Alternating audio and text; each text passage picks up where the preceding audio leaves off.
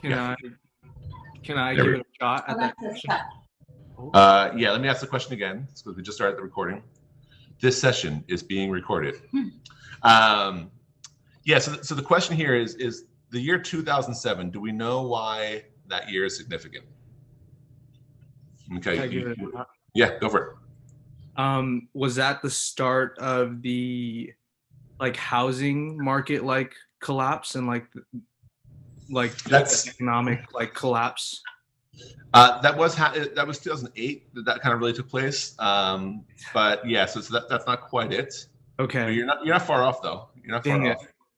Okay. And the other thought, 2007. What might have happened in 2007 that would have been significant then, and quite honestly, probably significant historically speaking too? Any guess here? Okay. How old were you guys in 2007? 7. I think farmers were affected first. Oh yeah, you're talking about the housing crisis. Yeah, you're probably right. So you were 7. So okay, yeah, maybe I should just go ahead and answer that. So How old were you, David? How old was I? 2007. I was 27. 26. Yeah, 26. So 2007 was the invention and the release of the iPhone. Also, too, around this time, Facebook goes public, right, where people are allowed to get their own accounts. It's not just a local thing on college campuses anymore. Twitter shows up around this time, and many other tech companies that we know now kind of had their start here in this moment, or at least began to become big in this moment. And I think when we look back in history, this will probably be known as the starting point of the digital age. We've had computers before that, we've had the internet before that, but never really in a way like we do now, where these things are really changing the culture, changing how we live, how we interact, how we express our identities, everything, right? And the reality is there are a lot of pros to the digital age, right? There's texting, right? There's Facebook. FaceTime is what I meant. Sorry, FaceTime, like where I can talk to someone other side of the world if they're there on a trip, right? And instantaneously be connected with them, see them face to face. GPS, global positioning. Right? This is a fantastic invention. You guys don't know about the books, the Thomas guides. You may have heard of them from your parents. They were like phone books with like maps in them. You get and like the map only had one portion of the map you needed, so you have to go to like the other side of the book, and it was ridiculous. So there are a lot of positives about the digital age, but there are a lot of cons as well, right? And I think we're seeing that now, right? The effect that social media is having on our culture, the idea that someone can spread misinformation and lies, and it becomes so prevalent that people will believe it as truth. They had done studies where before 2007, the average attention span was 12.5 seconds, right? So the average attention span was 12.5 seconds, which doesn't seem like a lot.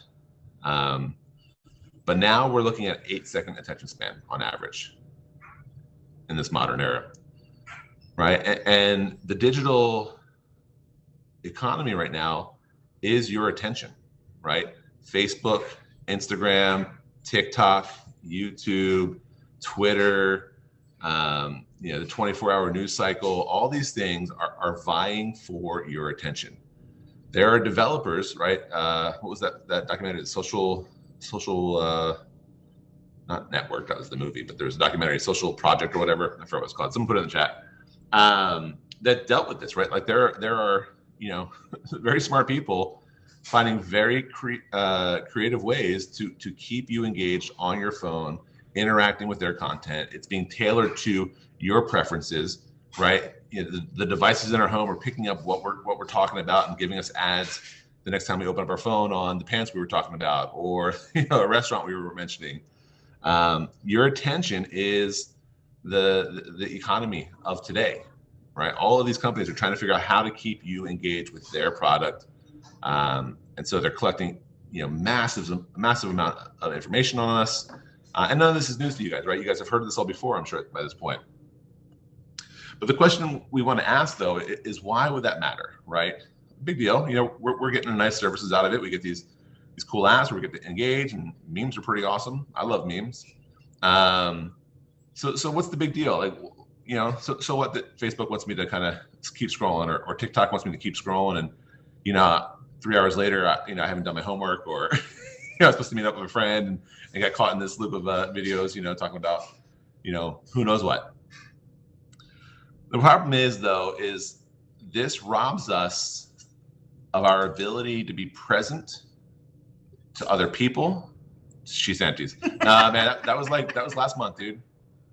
Not she shanties anymore. Come on, man. Gotta move, man. Gotta move faster. It robs us of our ability to be present with other people, to be present with our own selves, and more importantly, to be present with God.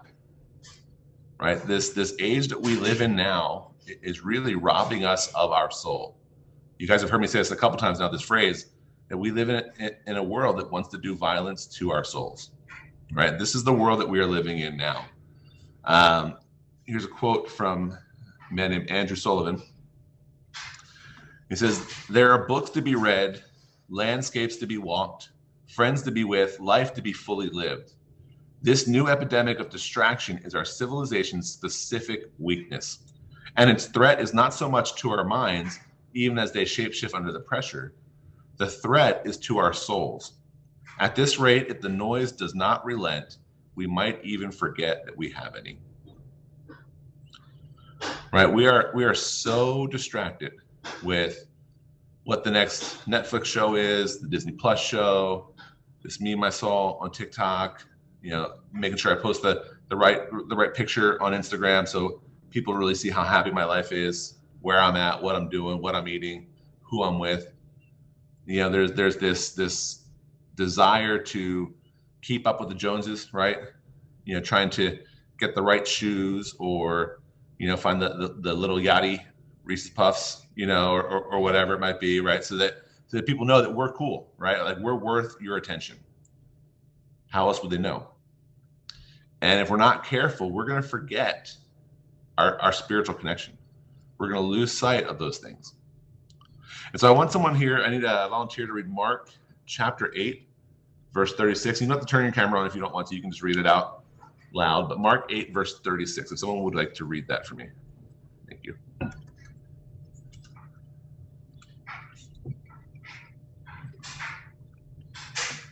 Let me get a volunteer. I'm going to go ahead and choose Daniel, since I see you there.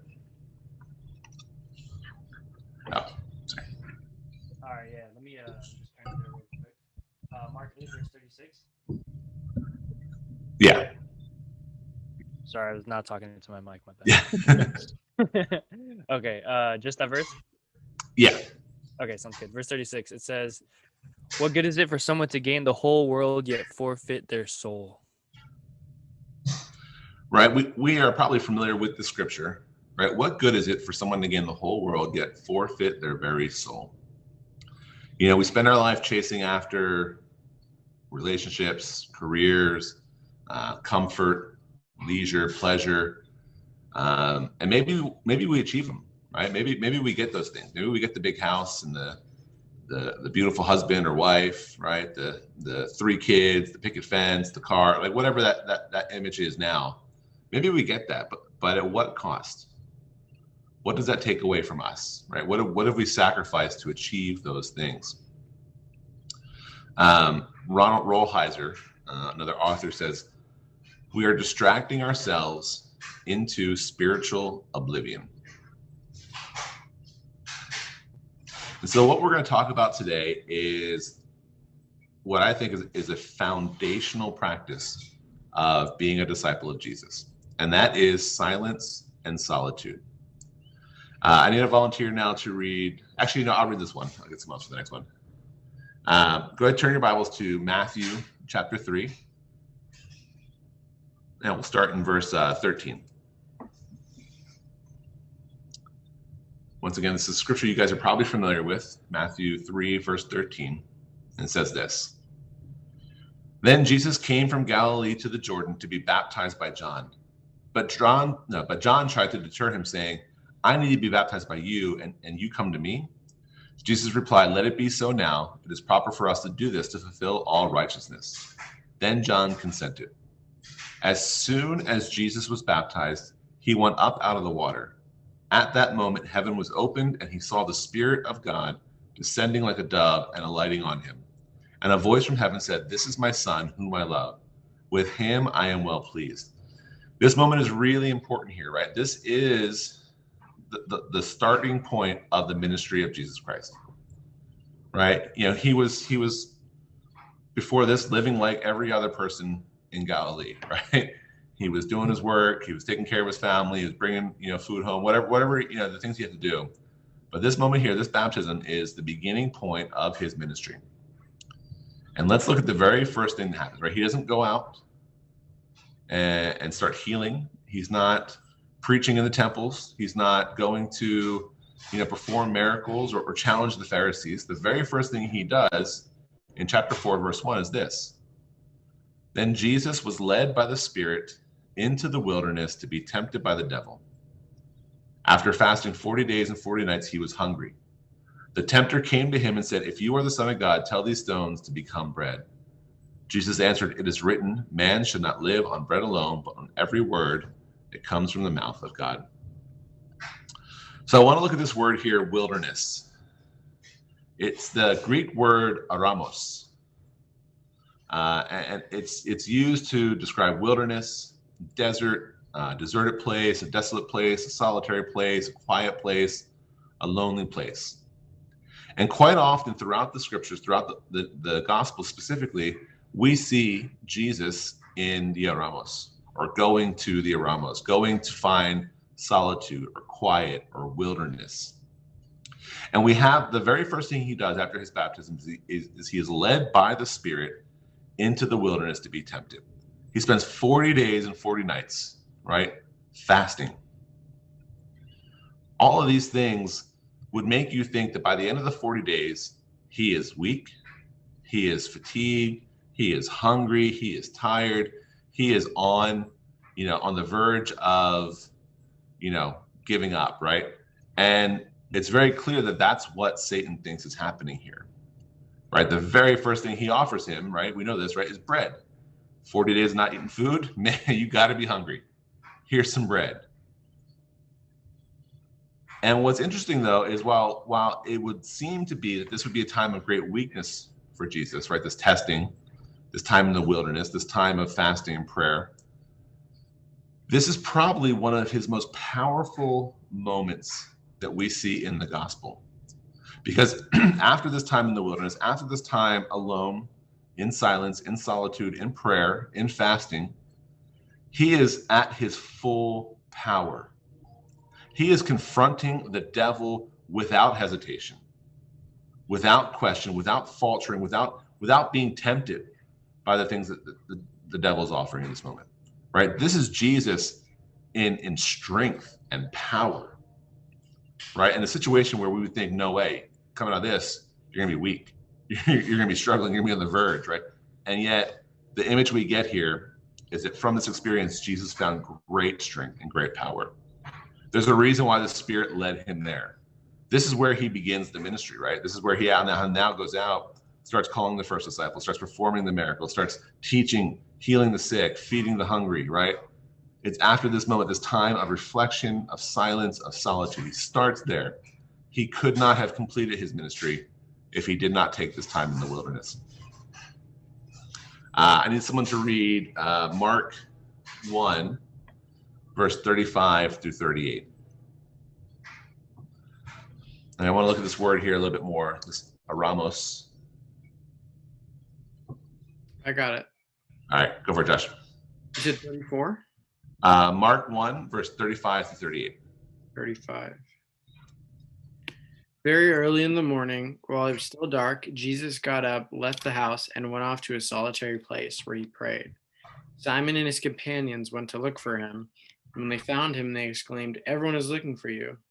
Jesus replied, "Let us go somewhere else, to the nearby villages, so I can preach there also. This is why I have come." So he traveled throughout Galilee, preaching in their synagogues and driving out demons. Great, thank you. So it says right here, very early in the morning while it was still dark, Jesus got up, left, and he went to a solitary place, right? A ramos.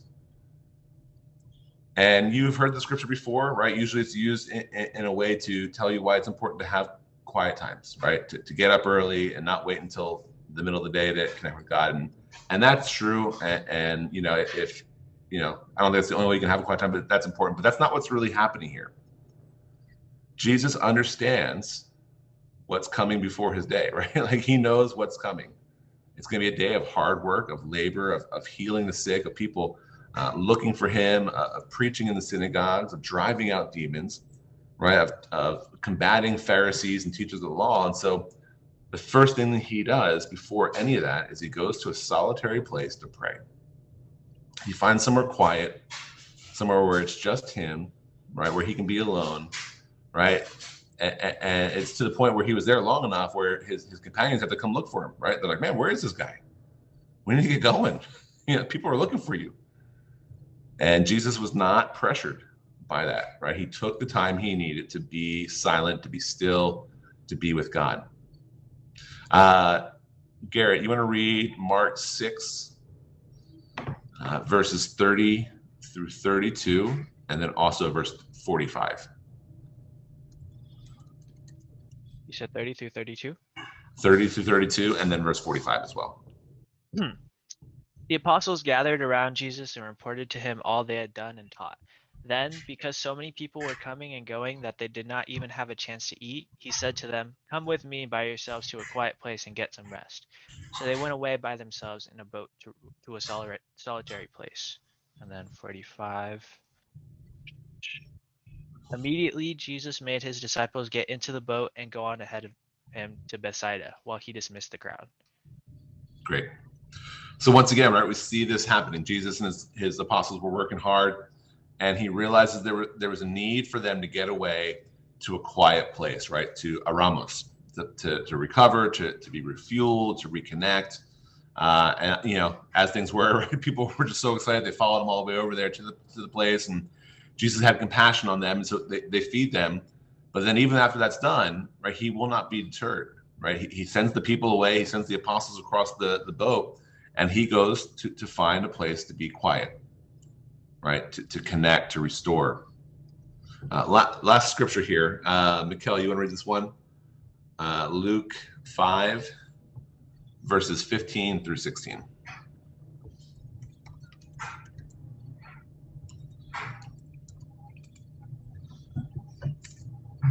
Yeah, Luke 5, verses 15 through 16. Yeah. Yeah. So I'm reading out of the NIV. So the Bible reads, "Yet the news about him spread all the more. So the crowds of people came to hear him and to be healed of their sickness. But Jesus often withdrew to lonely places and prayed." Great.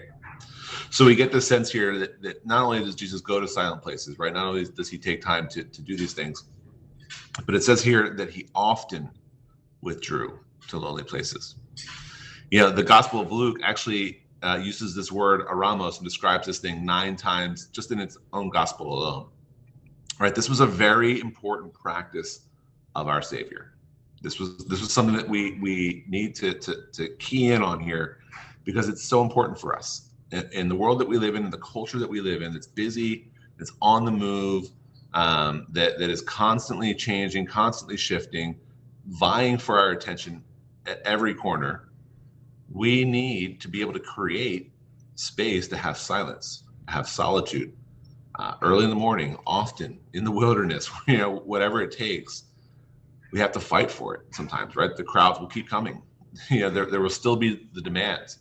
You know, I was talking to my therapist the other day, and, you know, I've just been feeling, you know, probably like some of you guys have, just crazy anxiety, right? Which is the year that we've had, with the workload that I have now. You know, I'm a full-time student, full-time husband, full-time father, full-time minister.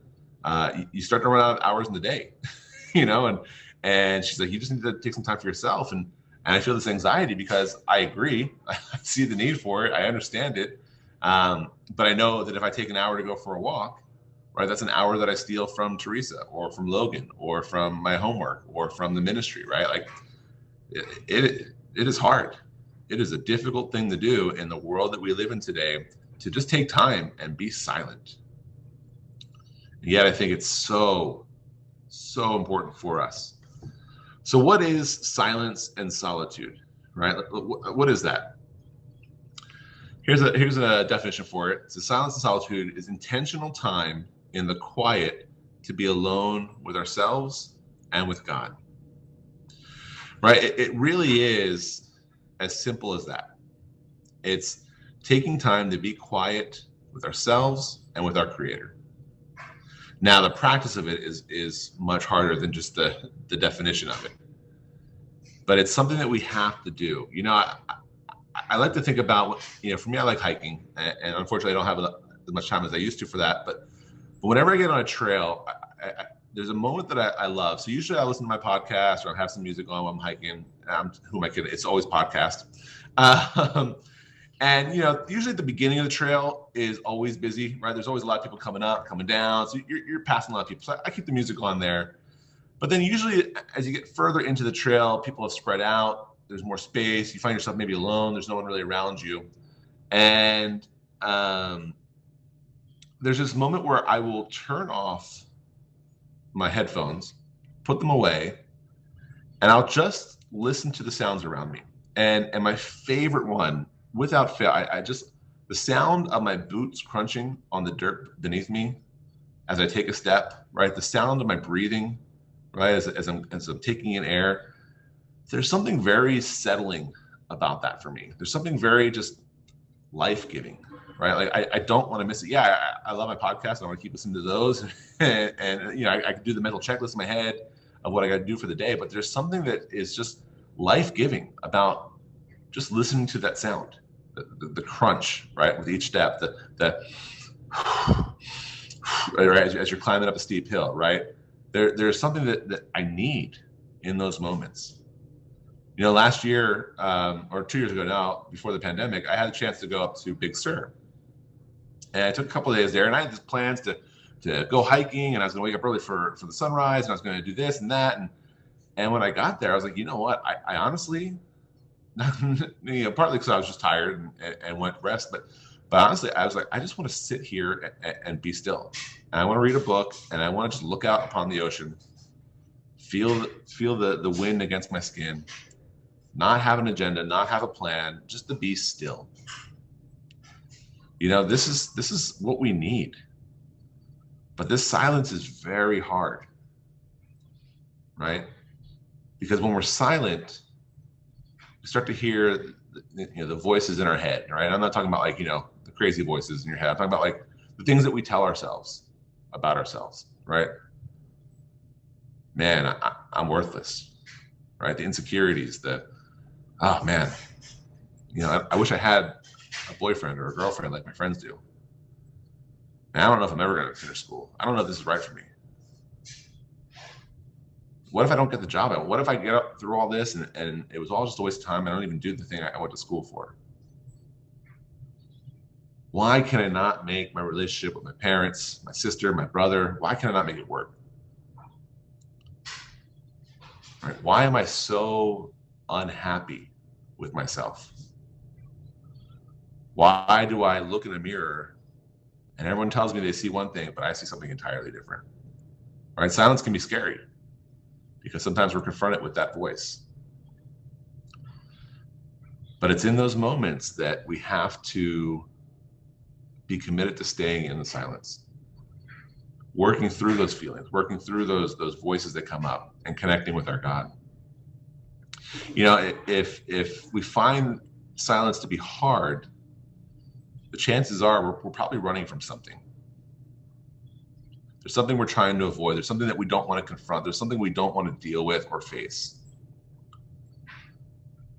But silence is so important because it's in those moments that we can connect with ourselves and truly connect with our Creator.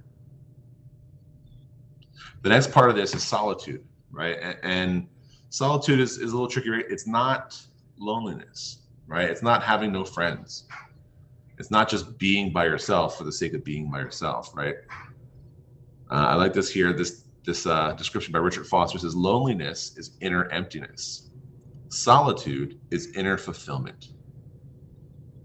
You know, sometimes we need to slow down, right? Long enough to feel all those emotions, right? We need to not have any distractions around us so that we can experience those things and go, why do I feel that? The other day I was picking up for Valentine's, we had dinner from one of our favorite restaurants in Studio City, and I picked up a box and brought it home and cooked it. It was really cool. And I grew up, so when I moved to California, I lived in North Hollywood, Sherman Oaks, Studio City, that area. That's where I was living for Van Nuys too. And every time I go over there, whenever we go over there, I always get very nostalgic. I'm like, oh, this is where, yeah, this is my first apartment. This is where I used to hang out. This used to be a bookstore. Now it's a Subway. I just get really weird and nostalgic about it. And I was driving by myself, and like sometimes with nostalgia, there's a sadness, right? There's like it's kind of this, oh, I remember when it was like this. And I was just thinking to myself, I was like, why do I feel that every time I come over here? And it's because that was a very painful time of my life that maybe I still need to work through and get some help on, right? But I don't get that if I don't let myself sit there with that feeling, that moment, that stillness, that quiet. Right? This is the importance of silence and solitude, right? In these times, we face the good, the bad, and the ugly, right? We face our desires or lack thereof. We face our insecurity, our idolatry, our sinful nature. But it's in these moments too that we can hear the voice of God cutting through all these things, right? Jesus was confronted by the devil in a moment of what should have been weakness, and he was at the height of his power because he had spent 40 days in the wilderness, in the Eramos, seeking out silence and solitude. When we don't have enough of this, we can feel distance from God, right? Sometimes we're living off of someone else's spirituality. Maybe it's our family, right? Our parents. Maybe it's our discipler. Maybe it's our girlfriend or boyfriend. Right? Maybe we're getting our inspiration from, a religious podcast or a video. Maybe we're following someone like a Rabbi Zacharias, and then all of a sudden we find out that he was involved in sexual scandals, and that shakes our entire foundation. Sometimes we're running around like chickens with our heads cut off. Right? And when we don't have the silence, when we don't have the time to be alone in solitude, right? We get sucked into escapism, consumerism, right? Pursuing our careers, pursuing relationships. We turn to Netflix, or Disney Plus, or food, sleeping in, to porn, to whatever else it might be. Right? We become very reactionary, right? We're very short. Someone says something to us that really isn't a big deal, and we blow it out of proportion. Right? We don't have any regulation on our emotions because we're not giving ourselves time to deal with them, to feel them, to process them. And so we need to recapture the practice of silence and solitude, or we will face our spiritual oblivion. If you do not take this time, if you do not pursue it, if you don't seek it often, you will lose your spirituality. Like, you just will. You'll fill it with something else. Henry Nouwen says, without solitude, it is virtually impossible to live a spiritual life. We do not take the spiritual life seriously. We do not take the spiritual life seriously if we do not set aside some time to be with God and to listen to Him. If you are not setting aside time for God, you are not taking your spirituality seriously. And that's a bold statement, but it's true. And I think you guys know it's true, right? If I did not take time for my wife, we would not be married for very long, right? If I didn't talk to her daily, we would have some serious marriage problems, right? If I didn't talk to my son every day and tell him I love him and I love my time with him, then he would be sad, right? It was one morning, and he comes into our bed 6 a.m. every morning, and he's there fully awake, and my wife and I are like still waking up. And he jumps in bed. One morning I was just kind of cuddling with him. He was like trying to wrestle me, but I was just kind of holding him down. And I was just thinking to myself, how great this is, like that I get to do this with my son, to cuddle him, to do that, because I never had that. There was no scenario where I ever would think, hey, I should go to my dad and just cuddle with him in the morning. Like that would never have crossed my mind. Right? But my son, we have that relationship. And we take the time for it. And now if I didn't engage with him in that way, eventually he wouldn't come back looking for cuddles or looking for hugs. He'd stay in his room or he'd start hanging out with his friend, right? Like if we don't take this time seriously, if we don't take time to connect and be still before God, then we're not taking our relationship seriously, right? If we can spend more time thinking about what's in our Netflix queue or trading theories on WandaVision and who we think the big bad guy is there than we do with our time with God, then we need to look at our priorities. And look, I love all those things. I love WandaVision. I love popular culture. I'm not saying those things are bad or wrong, but it's about perspective, right? It's about balance, right? And if you're sacrificing silence and solitude, that's the first thing to go when life gets hard or busy or difficult. Then you're going to find yourself in a state of spiritual oblivion. I'll close out here with one more quote. This is from Andrew Sullivan. I don't know who this guy is, but I like the quote. It says, modernity slowly weakens spirituality by design and accident in favor of commerce. It downplayed silence and mere being in favor of noise and constant action. The reason we live in a culture increasingly without faith is not because science has somehow disproved the unprovable, but because the white noise of secularism has removed the very stillness in which it might endure or be reborn. If churches came to understand, the greatest threat to faith today is not hedonism, but distraction, perhaps they might again begin to appeal anew to a frazzled digital generation. So let's talk about practicals. Number one, know your personality. If you are someone who has never just taken time to sit still and just be quiet and shut off the distractions before, don't set a goal for 20 minutes of silence. Chances are you're not going to do it, right? Know yourself. Know what you're capable of. Know the season you're in, right? If you're starting your semester, right, at the beginning of the semester, things are probably pretty cool. You got some more free time. Come final season, you don't have that same time. So don't expect to have the same goal or the same target throughout the entire year, right? Adjust it, change it. I can do an hour now, but in crunch time, I got 10 minutes, right? Know the stage of life you're in, right? I have a family. I have a kid. Getting up in the morning at 6 a.m., it doesn't cut it for me anymore because my son is up at 6 a.m. and he wants breakfast and he wants cartoons and he wants to wrestle and everything. And so I've got to be creative about when I find that time and where I find that time, right? You guys don't have to worry about someone jumping in your bed at 6 in the morning. You guys are probably just going to bed at 6 in the morning sometimes, right? Why? Leave that, here we go. And so maybe you get your silence at midnight, right? When the moon's out and you can go on your roof and it's quiet and the cars have kind of slowed down, right? Maybe that's where you get it. Know your stage of life, know your season, know your personality. Second thing I want you guys to know is it's about practice, not performance. This is not something that you win. This is not something like where you're like, yes, I have achieved the pinnacle of silent perfection.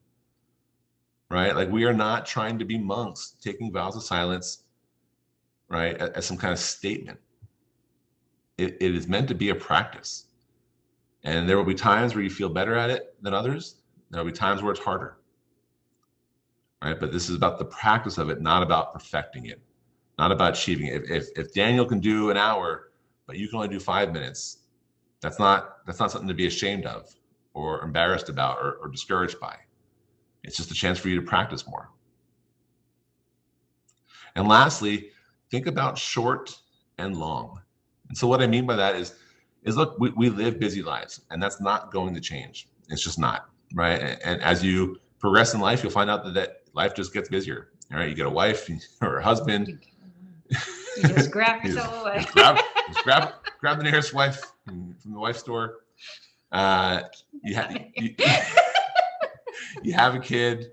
I gotta be careful because I forget this is going on YouTube now. So I gotta be careful what I say. You have a kid, right? Like life does not slow down, right? It doesn't get easier. There is no reality where that happens. Sorry if that burst the bubble for you guys, but it just doesn't happen. And so there are times where, you know what, you got a 5-minute drive, to the store. I'm just gonna turn the radio off, turn my phone off, and just think this drive, right? Or maybe just pray, or just sit here and be quiet, right? Maybe I have time to walk my dog in the morning, half an hour. You know what? I'm gonna leave the phone at home. I'm gonna not bring my headphones today, and I'm just gonna be silent and see what the Spirit is trying to show me in this moment, right? So think about the short times that you have throughout your day where you can practice this, but then also plan for long times. I think it is very important, right, to take time to refresh, to renew, to restore. Now, for me, that's the woods, that's the wilderness, right? That's a backpack on my back and nothing else. That's not the same for everybody, and that's okay, right? Maybe you need to be in a hotel with a balcony and an ocean view. I don't know. And a bathroom. But plan time to recover, to restore, to be by yourself. So we were watching that movie, the To All the Boys That I Knew, before, or whatever it's called. And there's a scene that happens in the movie, and this won't spoil anything, but she's trying to go to Stanford and she doesn't get in. And so she's sad. You did tell part of the story. And it doesn't spoil anything big. You could have just said, like, okay, she's looking. Sorry, guys. If you were waiting to see that, I'm really sorry. I knew you were gonna say it. I'm sorry. Okay, Josh. Yeah, I'm sure you were like, it was next in your queue. Anyway, the point is she's very sad, right? As anyone would be who had their hopes going to their dream school. And the next scene after her rejection letter is her on Instagram watching the reaction videos of other students who got accepted to their schools, right? So they open the email like, ah! And I just thought to myself, like, people do that. I'm pretty sure some of you guys have done stuff like that, like where you feel sad, so you look at other people who are happy and then make yourself, wait, what? No. You guys do that. You simp, right? That's the term. Like you create this time to be sad and sit with it. Yeah. I forgot where I was going with that. I don't know anymore. I have my own, his own discourse session. But we take that time for those things, and we don't always take the time we need for ourselves to just be still, to be silent, to have some solitude. And so what we're gonna do, I'm gonna end tonight, right now, and I'm gonna ask you guys to practice this week, right? Think about what you can do. Think about how much time you can give. If you can make it daily, that would be great, right? If that's not where you're at, that's okay too.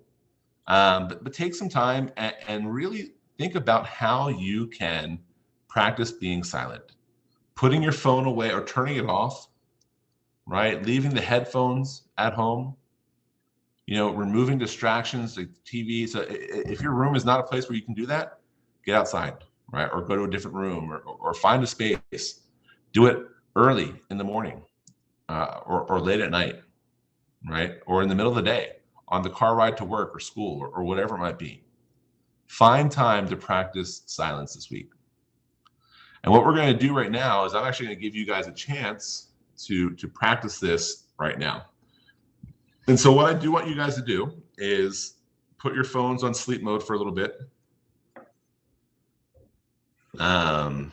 Take your hands off the chat, in Zoom here. I'm going to stop the recording now, so thank you for joining us if you were joining us on here.